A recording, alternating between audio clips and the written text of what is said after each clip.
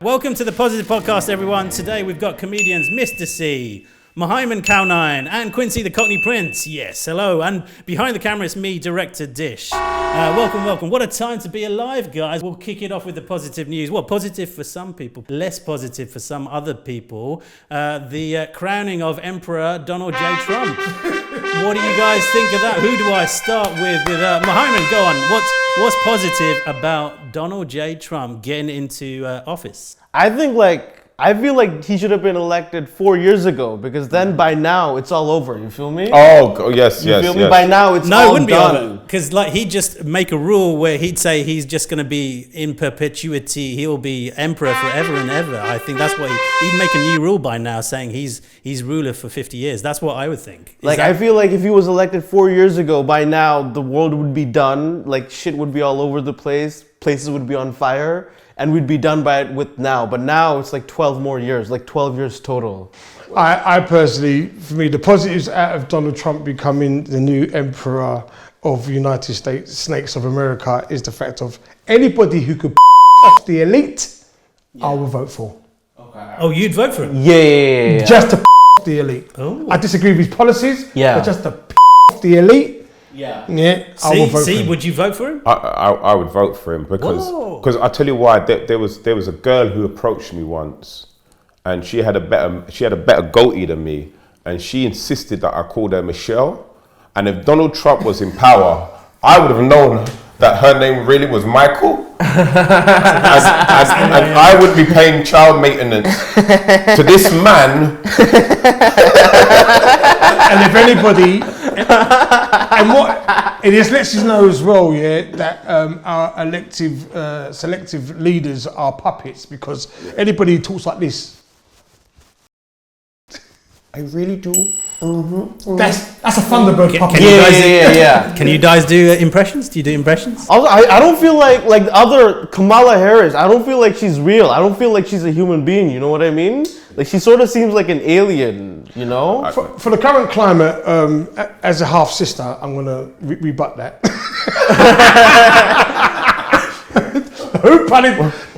Which half of the sisterhood are you the Jamaican side. Do you like Kamala more or Kemi more? So Mohaimen's a bit younger than us, but we're old timers now. Would you ever, in the 1970s, 1980s, think there would be a black female British Nigerian leader of the Conservative Party? Would you have imagined that? We still haven't got one. We still ain't got one. There's a coloured one in there, and about black. One of these, we're still waiting. One of these MPs is not like the others. but on a positive note, I think that it's brilliant to see that, somebody who has lost their identity, totally lost their identity, that and that they can find themselves in a position of power where, again, they can even prove more. That the more educated you are, the higher you can climb and leave your people and race behind. I will take the positive out of that. I think that with Kemi Badenoch, the positives out of that, I want to see the day when her and Dawn go back and forth in PMQs. That would be a positive, to have two black women going back and forth in PMQs on the Wednesday, and before they do that, they tell Keir Starmer and Priti Patel, listen, we've got this. Explain to us for the Australian, Canadian, American, and every other country. Who's Dawn? Dawn who? Dawn Butler is a brilliant MP, an absolutely fantastic spokesperson for her community. 100. And she's 100% real. She called out Boris Johnson and got ejected from the Houses of Parliament. For calling him a liar? For calling him a liar, which the papers ended up using the same terminology many months later. Yeah. What she recently say about Kemi Badenoch? She pointed out, this is why I want to see them go back and forth. She said that she is the face of white supremacy. She's the jollof without the seasoning. Yeah. But this is Kemi interesting must have been times. really proud about that. That's a positive. This is interesting times that we're living in, because like even like Mohaimen, you've got an American background, right? You. Yeah, I lived in America and Canada before England. And we've got people like Vivek Ramaswamy, haven't we? You've got people in Trump's new thing. I don't like personally. I could care less about seeing rich brown people being like MPs or in power. Like it doesn't mean anything to anybody. It doesn't do anybody any good. You feel me? Yeah. Do you think that, or do you think it's a good thing that people can see? Because like usually the racist argument would be these guys are inferior, they're less money, they have less. Now they're seeing rich, like Rishi Sunak was a billionaire, right? So they can't say that about the people coming in who are non-white, I guess. What it encourages immigrants to say, if you've got money and you've got some kind of foundation where there's generational wealth, you can reach to the limits in any kind of platform. Money talks. I mean, look, that's the positives, as you said, Quincy. It's like, I know I can send my brown or black child to a predominantly white school, and they can teach the black out of that child, and they can reach a place where other people who are impoverished or poor or of a different culture can also say, well, I can lose my child's identity too. It's hope. And it's like even when I see people like Boris Johnson and Donald Trump in power, I love it. Because now that little child at school who was just like absolutely stupid and thick, they one day too can become president or prime minister. It gives everybody hope. There you go. It just lets you know when you take your exams and you fail them first time around, you still achieve to be someone successful. You could still run the country. We've had it from George Bush. You don't need to know nothing about politics to run the country. Or even like your own people. Or any people. To run the country. Yeah. It's brilliant. So there's a positive in there somewhere. Yeah. Kemi Badenoch's she came from an engineering background. She's an engineering background. Her background was that she worked in McDonald's once, and that's what made her. And that's she worked her way out from the fryer. Yeah, that's right. Yeah. Didn't tell you that she actually fixed the machine, what controlled the fryer. Exactly. In fact, what she did, she engineered the burger to taste like burger. The AI burger. DJ Trump was into being in McDonald's as well. What is the? Do you guys see how McDonald's can influence people voting? I can, because I think Donald Trump. He got his colour from McDonald's, from the M. He wanted to emulate the M colour-wise, so that's a good thing. But I've had rich Indian bosses and I've had like white bosses, and I feel like I would rather have a white boss, because when you have like a Indian boss, you just hate them and you're confused as well. Oh, okay. You know what I mean? I would rather have the hate go towards someone that's not me. But what's the kind of treatment they give you though? What's the difference between? It's a lot of this. It's a lot of this. It's a lot of get this shit done, get that done. No empathy. Yeah, I'm with you, man. I did a Indian cultural event a couple of years ago. The lady just treated everyone like dirt. You could tell she was from a very privileged background, and she just was clicking her fingers. It was that type of. Oh, that's brilliant. That's brilliant, because I'd rather somebody click their fingers than doing that smarmy, could you possibly please? And they don't really mean possibly please. They mean, Negro, get this shit done now. I'd rather click of the finger than a crack of the whip. That would have worked in slavery days. Oi, Kunta! This cotton ain't gonna shift itself, mate. Come on, mate. Is there anything, or are you looking forward to January? Do you think peace will be coming in our times? Do you think the wars will be over? What do you think? What do you think in January? Do you know what? January the 6th is going to be the most placid revolt because Democrats naturally are not fighters. You know what I mean? That's the only reason I thought to myself, if Trump don't get in, it's going to be Royal Rumble on January the 6th, an inauguration day. But what's happening on January? Is that when Tyson fights? What's his face? When you said Rumble, a big fight. That's what. Yeah.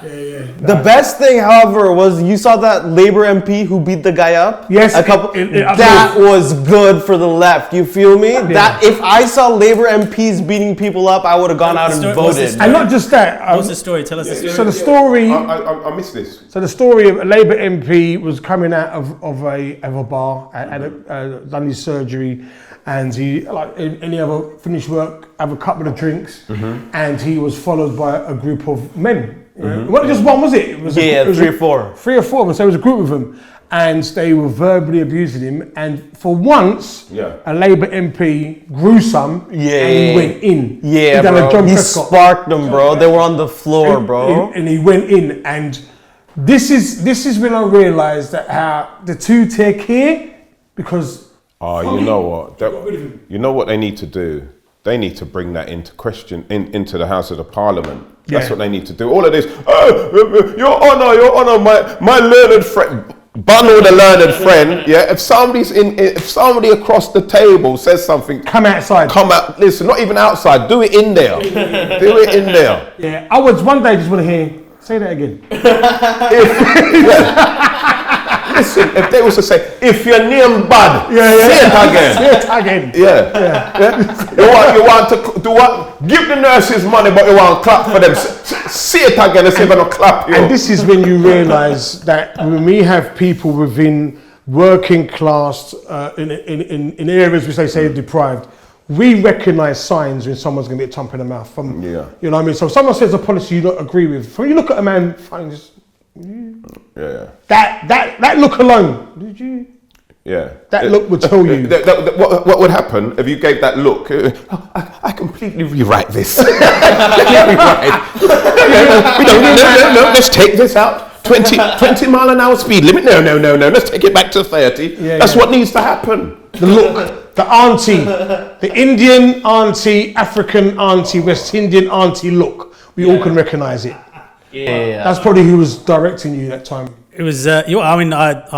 She was ruthless. And Mohaimen, you've worked with some rich kids. Yeah. Rich kids. What? Like this guy that got. Must have been wonderful. No, it was the worst, bro. It was the worst. It was rich kids in India, right? Yeah. Rich kids in India have never been on a bus. You feel me? But rich white kids in the UK would have been on the bus at some point, you feel me? And I feel like that's the difference. I would rather work for the rich white kid. Yeah. Wow. You think they're nicer? I don't know. I would rather like not hate myself. But you know what? This is a great cultural back and forth. Rich Indian kids who are boys, because I recognise Indian boys get spoiled. Yeah. To infinity. And so they should. So they should. They've got to be spoiled. That's the positive thing about it. They've got to be spoiled because you know what's going to happen later on? They're going to have to endure a rich Asian princess. Oh, that's the worst. And you can't get that. Listen, that's why they have to allow them to have that freedom. Because if they didn't, oh my God, can you imagine? I totally preparing them. It's the opposite of like the Muslims. You know, the Muslims, they die and go to heaven and get virgins. Yeah, it's rich Asian kids have the virgins before they get married. It's tough times. Right, so moving, segue. Right, one of the things that helped Mr. DJ Trump get into office, as they say in America, is social media seems to be one of the things that really kicked off. He's always on it. You guys, what do you guys do for social media? What are you on? Are you on? I'm still on MySpace.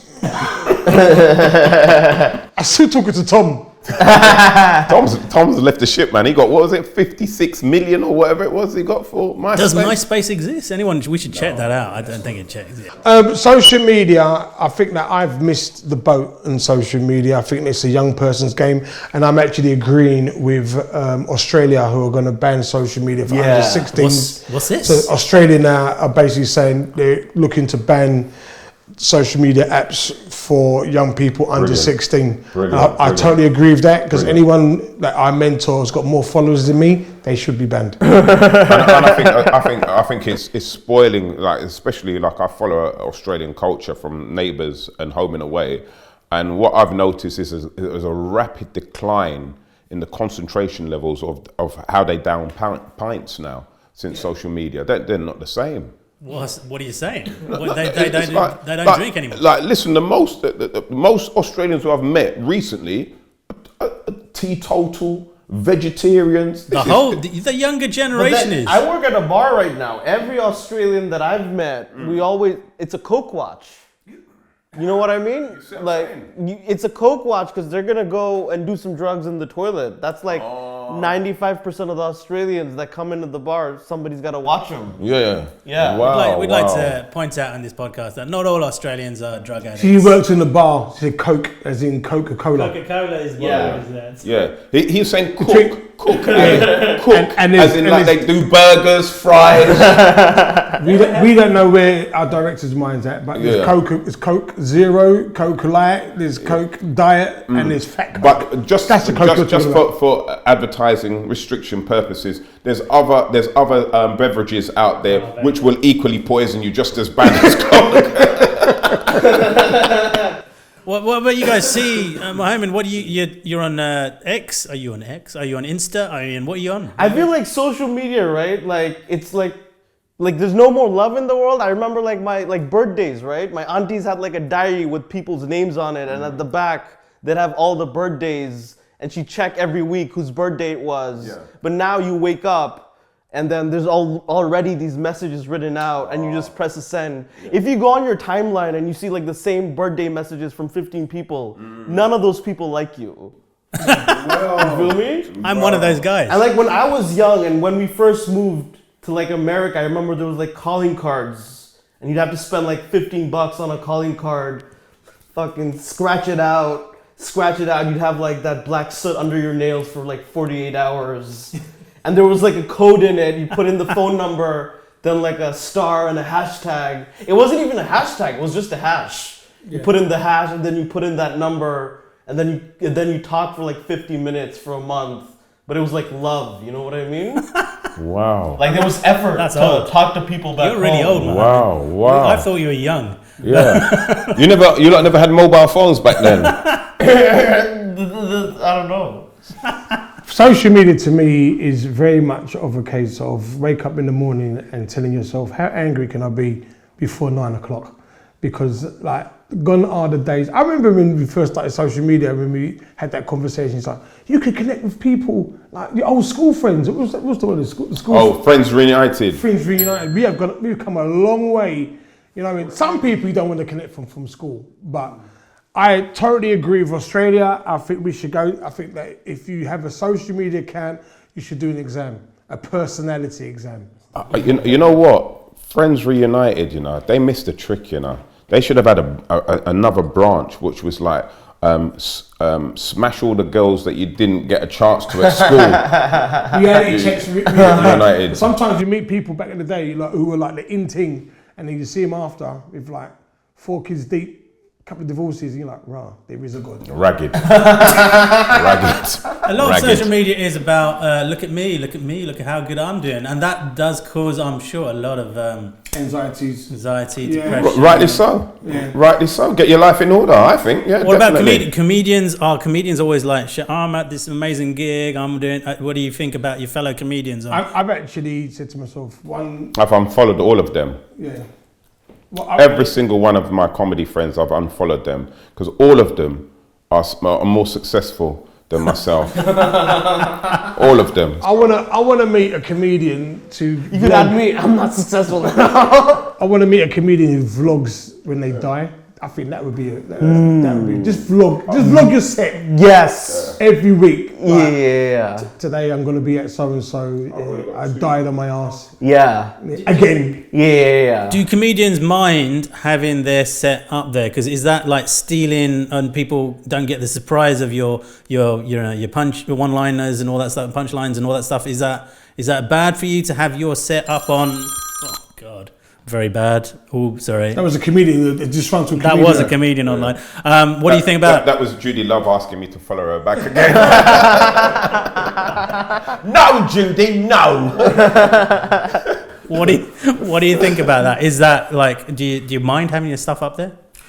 It don't bother me because I change my material all the time, probably why I ain't successful. You know what I mean? I'm quite up to date. So you can film my stuff on a regular basis. Nothing phases me. So I encourage it. I think we had a gig recently where the comedian, it was Prince Abdi, and there was a lady in the front row and she was just filming him, and Prince saying, "Look, stop, lady, stop filming me." And she was like, she didn't even like. It was like didn't listen. I was going. So person had to go in and say, "Sorry, just put the phone down and stuff." Do you get that type of experience? That gig was fun. That gig was a Bengali event. That's where I met Dish. Oh right. So that was a Bengali event, but Prince Abdi, who's Somali, was the MC. Mm-hmm. Next door was the Somali Film Festival.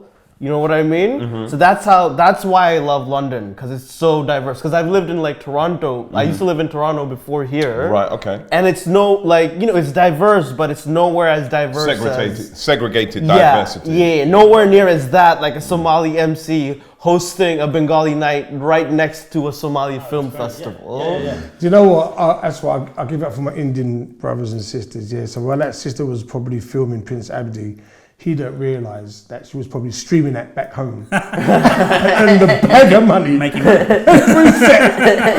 Listen, what Abdi should have done was he should have befriended her, found out where she worked, and then come on the next day and film her at work.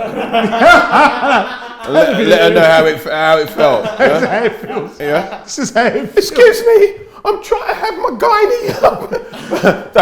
Blame her. She did this. She fudged up my day at work. I'm gonna fudge up hers. What about like stuff? There's comedians who like putting stuff out. You aren't those guys then? So they're putting out stuff the successful every ones. day. Thank you. They're the ones with budgets.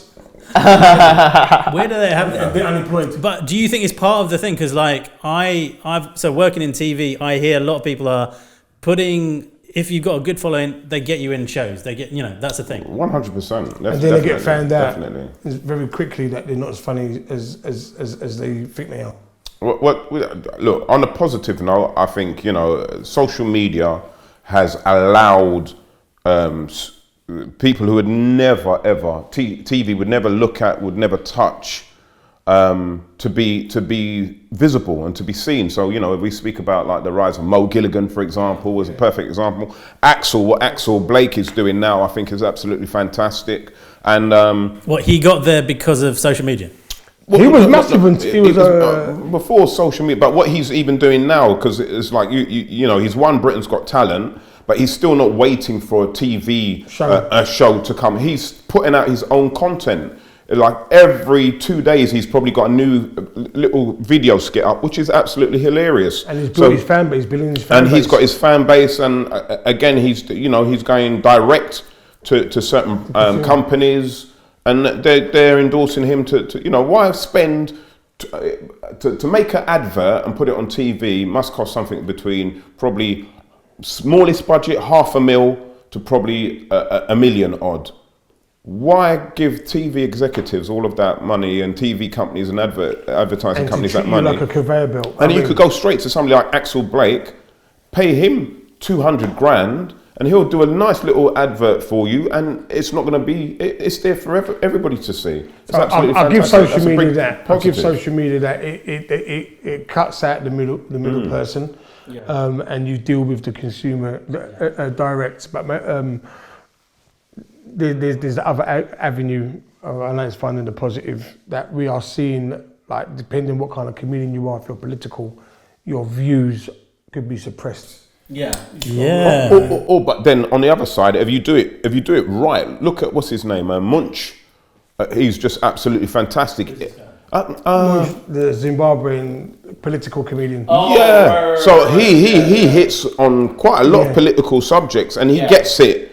There's no suppression of because his numbers, what he's got, the views that he gets, they can't suppress that. Yeah. So if you do it and you do it good, then I just find it funny when you have to change certain words to affect the algorithm. You know what I mean? All of a sudden, so and so got graped. What? I mean, so you're thinking, what? Did they make wine? Was it?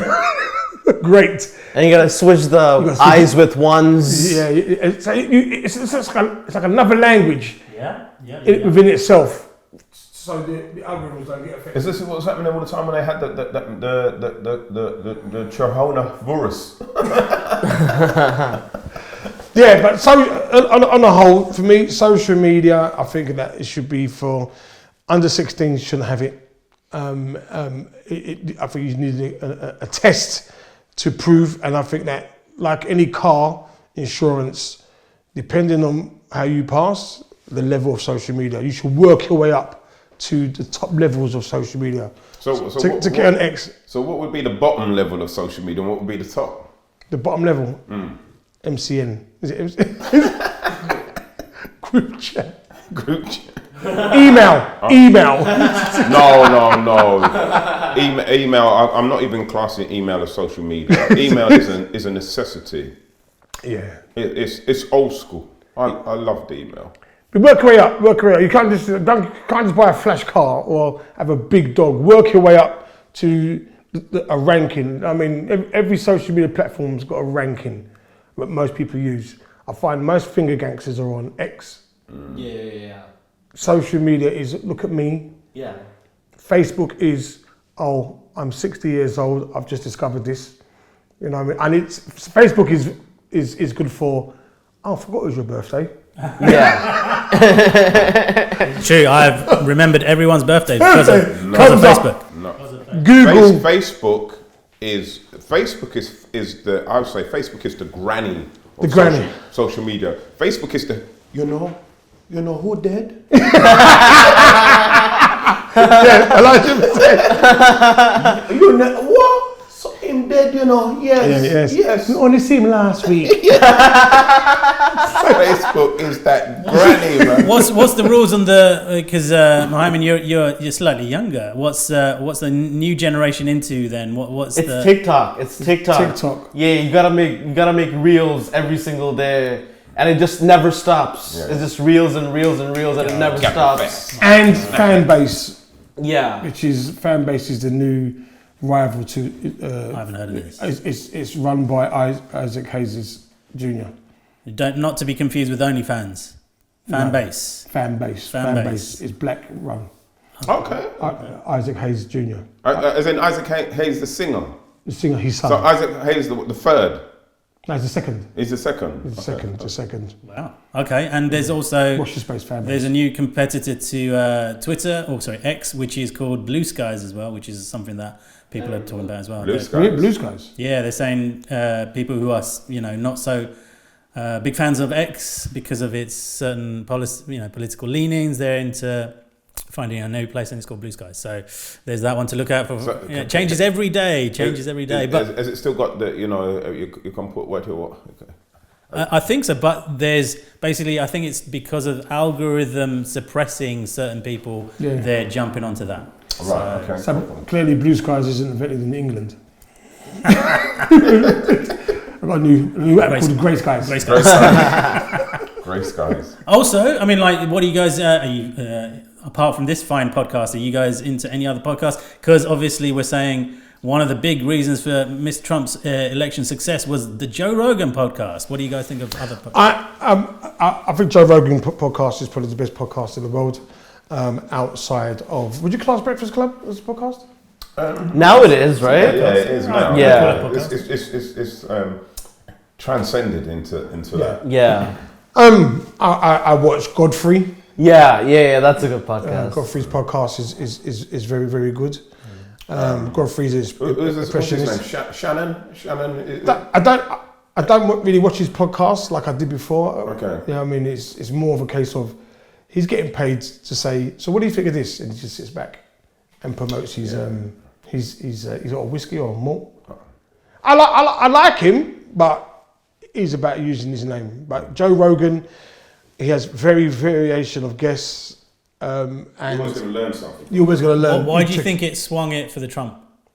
Because he's probably the most honest and the biggest and the most honest and open individual, and he's experienced backlash from the same people Trump was pitching against. Right. And do you think there's others out there? I think as well that the main reason why that was so influential for Trump's victory is because Joe Rogan was easy for them to spell when they're looking for, Yeah. Yeah, pretty well. you know. There was a podcast that Kamala did as well. That was the Call Her Daddy or something. That was the podcast that Kamala did. And it got, like, turns out that she spent a lot of money on, like, she spent millions on Beyonce, millions on... Allegedly. Is that right? It's allegedly now. Oh. Yeah, So I've been... Oprah's been allegedly, they said that she got paid 10 million, but she's come out and said she never got paid.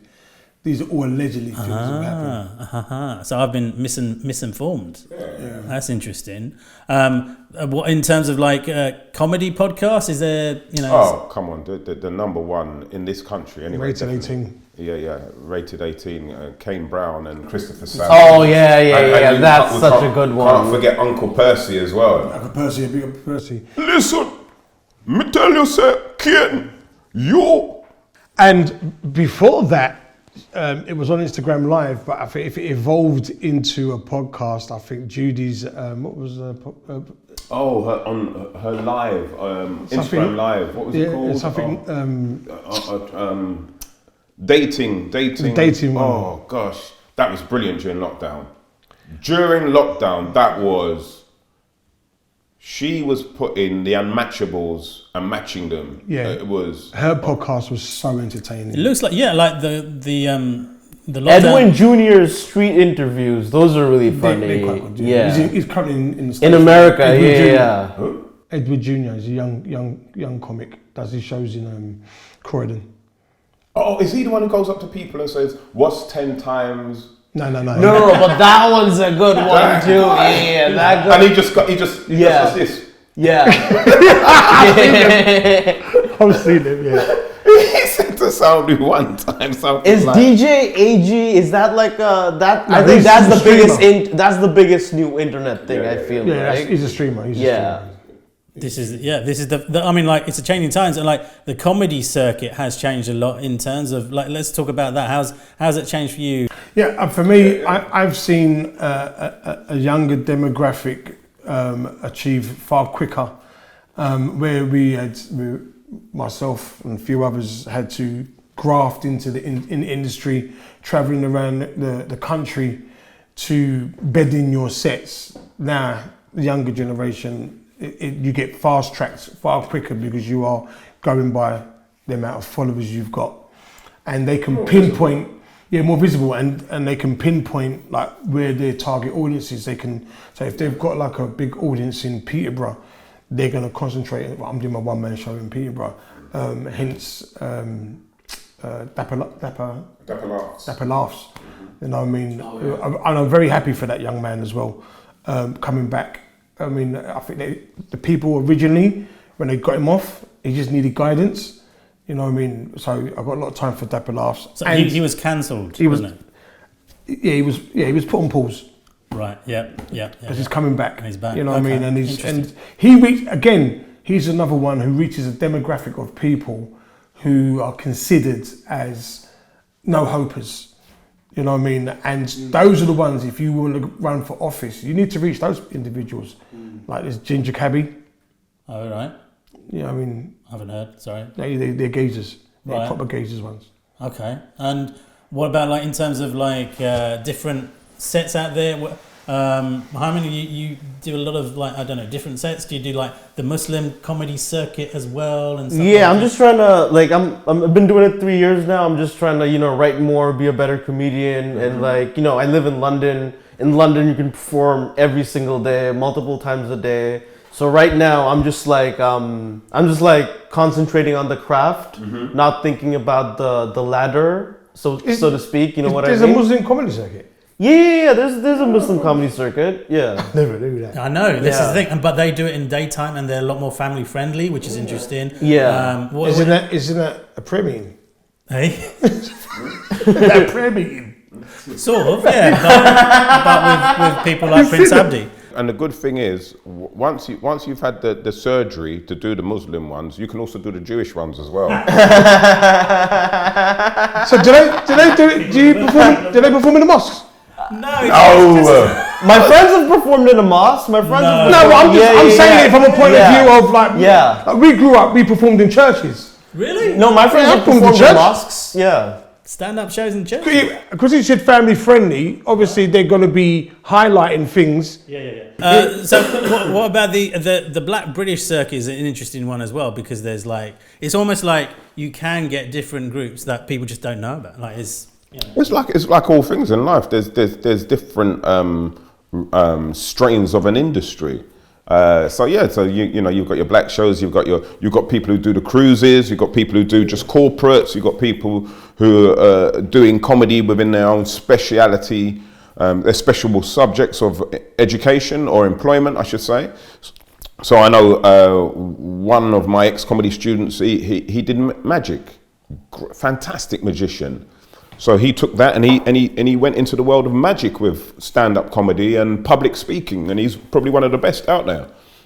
Paul Martin, absolutely brilliant. Yeah, there is a different. There's a magic thing. There's cabaret. There's also, what about different countries as well? Because being from Bangladesh, there's a growing circuit in places like Bangladesh, India, and India, so I've been in India a few times. What about Caribbean? There's a few in the Caribbean. There's one in Jamaica. There's one comedy club in Jamaica. But there's definitely in Barbados they have shows. They have it's shows, but they have them in the stadium, in the gymnasium. But they're different people from the Caribbean. So it happens every few months. They have a Caribbean comedy show. And then a lot of Americans do like cruises, and so they may put musical artists on, and then also have a comedy show on as well. So you'll get a good mix of variety with that. So there's so many different paths to comedy. There's one comedy club in Bangladesh. It's called Navid's Comedy Club. Okay. And it's just they have like open mics every day, and they got weekend shows. It's fun. I did very much enjoy myself when I was in India, Mumbai, Pune, and our fans they loved them. They're so in tune with black comedy when I was over there, and because I knew a few references because we grew up amongst Indians. Because black comedy is like brown comedy, just a little bit darker. It's a bit darker, yeah. Boom, boom. And they really appreciate it. I did notice this when I started to speak some of the lingo. Yeah. From what I know here. Yeah. Yeah. The conversations around me quietened. He was like, "I know what you're saying, mate." Do you think it's more diverse on lineup? More female comics you're seeing? We need more female comics. I don't think on bills, unfortunately, is still very male dominated, but that comes down to females stepping out more and demanding themselves on those platforms, and promoters recognising them at any level, letting them, just giving them that opportunity to. And I think as well, where there is change, you know, you've got people like Kima Bob, who's a young gender fluid comedian who's putting on her own nights, and she's creating, instead of waiting for to be put on comedy shows, which reflect the full diversity of this country, she's actually created her own shows, and I think that's the way to go forward for the women as well. Like for us, when we were young comics as well, we created our own industry, we created our own platforms, because again, we weren't getting booked because we were new comics, so we created our own Leaders of the New School, for example. Totally unheard of, unknown comedians creating their own UK tour. It was never done before, so I think this is what the women need to do. And they've got like women like Athena Cannon Blue, who basically very political and a great writer as well. Yeah, great, amazing writer. So she's doing her own stuff. She's recently done TED Talks. So they're out there. It is just, and what I find with women, the audiences are probably more diverse than probably the male counterparts. There's one open mic. It's called Backstreet. It's in West London. It's on Fridays. It's only women, so there's no men on the lineup. Brilliant. So that's every week. Okay. Brilliant. Okay, how you know that? the Wednesdays is everybody. He identifies on Fridays. Gig's a gig, mate. What do you think? And the younger generation coming up, They're all need to stop. They're all need to stop. I'm not going to promote no young comic. Take my money. Do funny videos and TikTok, Fudge 'em. mate. Yeah. No, you know what? I love to see younger cats coming into the game. I think it's refreshing. They bring the voice of today. Yeah, and it keeps us elders, veterans on our toes. 100%. Because you can't take it for granted. You know what I mean? You're never as good as your last gig. Yeah. I mean, like Quincy's saying, like, you know, like when we as seasoned pros see each other now, it's more like I know what Quincy's gonna do. I know what blah blah blah is gonna do. I'm just, when a younger cat comes in and they blow out, they're thinking, oh, okay, all right. So let me show you young boys how to do this thing. All right, come on. And one thing I recognise with the younger comedians, when they do know, I've seen this a couple of times, they know that on a bill with a veteran comedian, they will wait behind and listen and watch what you've got to say. I've seen that a couple of times with myself. It's like, you finish your set, and I want to hear what you've got to say. And the other thing, what I love about, there's a lot of the younger ones coming through are so manageable. They're so respectful.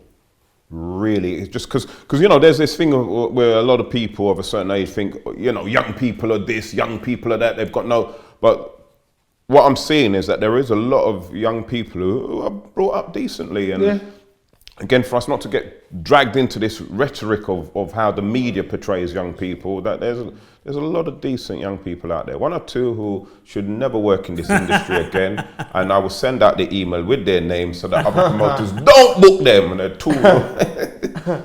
But okay, cool. Well, that's nice. It rounds up from talking about a old man being elected Emperor of America. That's about it for the show, guys. This show was brought to you by Red Team Partners.